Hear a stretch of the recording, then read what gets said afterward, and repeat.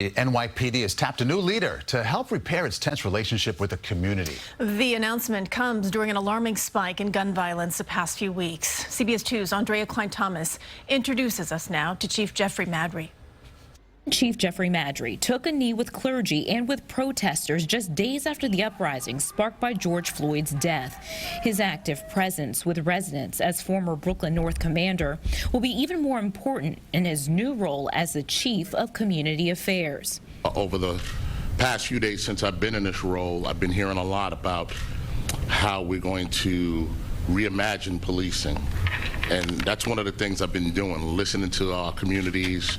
I'm prepared to set up some meetings with our communities so we can really talk about the individual communities and what they value. Reimagining policing in a time when massive protests spurred local and state reforms and NYPD budget cuts. It also comes as an alarming rise in gun violence is plaguing communities.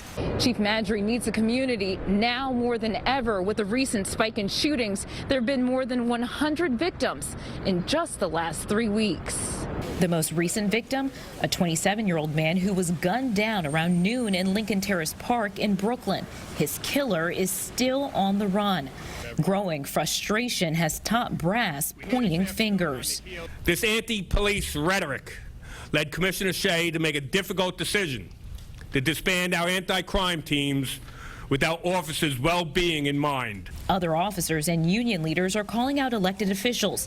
Councilman Rory Lantzman, who sponsored the chokehold bill, says the department needs to hold itself accountable. The rhetoric, the kinds of things that the police brass are saying are so corrosive and divisive that it's impossible for a large body of the public to see that those police officials are working for us. I've been speaking to a lot of people who've been extremely supportive of the police, even during these difficult times.